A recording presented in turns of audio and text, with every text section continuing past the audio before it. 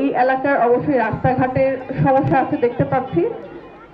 আমরা এই রাস্তাঘাটে একটা রাস্তা যখন অনুন্নত হয়, ঠিক মতো চলে না, সেই এলাকার অনেক কিছু এই রাস্তার উপর নির্ভরশীল, যেমন শিক্ষা ব্যবস্থা, চিকিৎসা ব্যবস্থা। দেখা যাচ্ছে একজন মুমূর্ষু রোগী, তাকে যথাসময়ে হাসপাতালে নেওয়া হয় না শুধুমাত্র একটি ভঙ্গুর রাস্তার কারণে।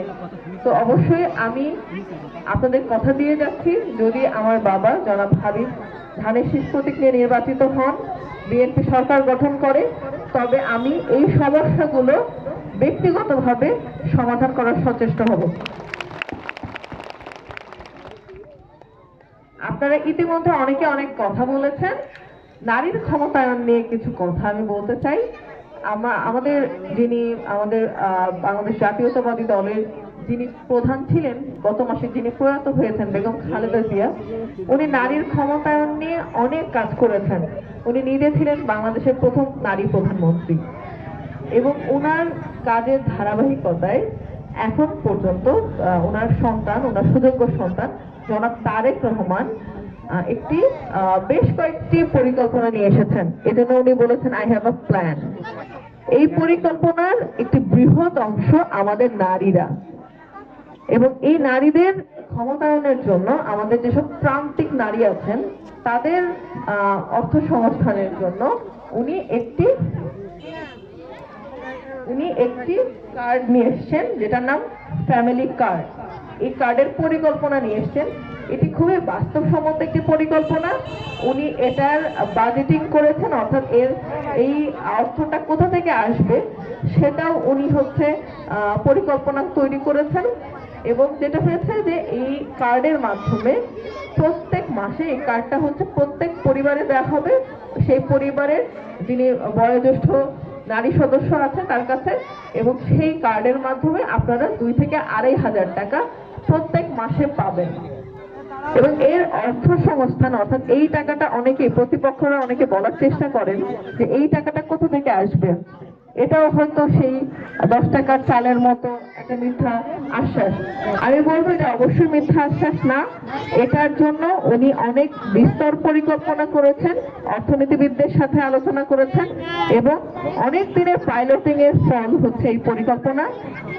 শহীদ রাষ্ট্রপতি জিয়াউর রহমানের সন্তান আপনাদেরকে কখনো ভুয়া পরিকল্পনা বলবে না। আচ্ছা, এবং সেই সাথে আছে আরেকটি, যারা এখানে অনেকে আছেন পুরুষরা আছেন, পুরুষদের জন্য কিছু আছে, সেটা কৃষক কার্ড। অনেকে আছেন যারা কৃষি কাজের সাথে যুক্ত। কৃষক কার্ডের মাধ্যমে আপনারা বিনামূল্যে সার, বীজ, কীটনাশক পাবেন, অর্থাৎ 5,000 টাকার ভর্তুকি পাবেন, এবং সেই সাথে আধুনিক প্রযুক্তি সম্মত বেশ কিছু সরঞ্জামাদিও পাবেন। এবং সেই সাথে বাংলাদেশ জাতীয়তাবাদী দল যদি সরকার গঠন করে, তবে প্রথম 2 বছরে প্রায় 1 কোটি কর্মসংস্থানের, অর্থাৎ 1 কোটি চাকরির ব্যবস্থা করা হবে।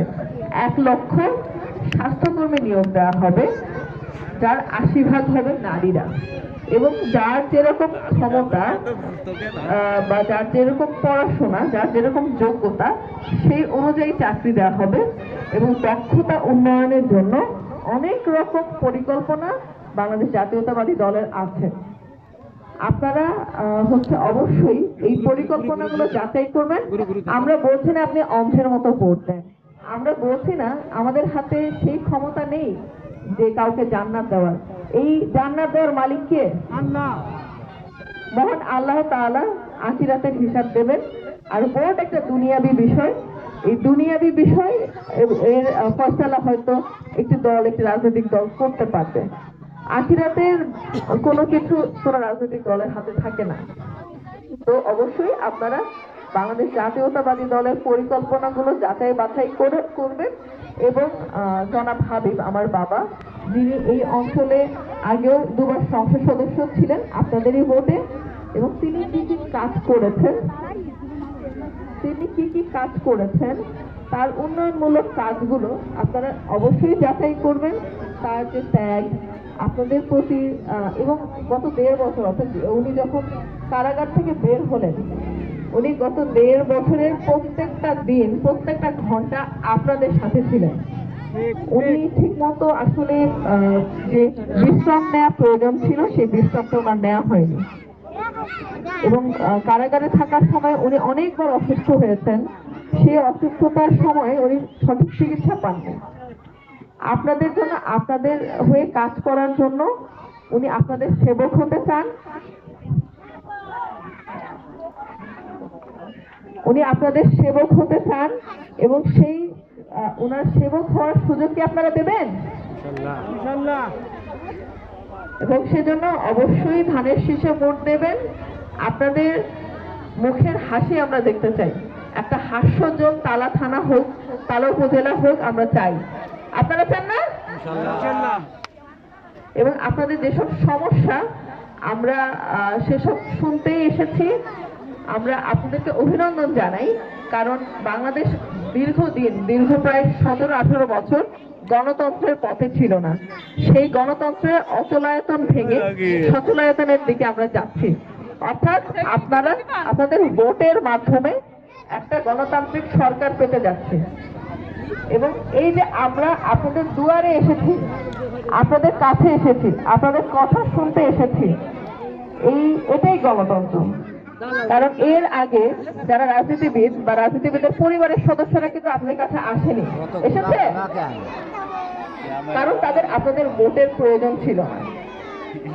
তো এই গণতন্ত্রের পথে বাংলাদেশ হাঁটতে যাচ্ছে। এই জন্য সবাইকে অভিনন্দন। সবাই ভালো থাকবেন, আমার বাবার জন্য দোয়া করবেন এবং 12 তারিখ সকাল সকাল গিয়ে ধানের শীষে ভোট দেবেন।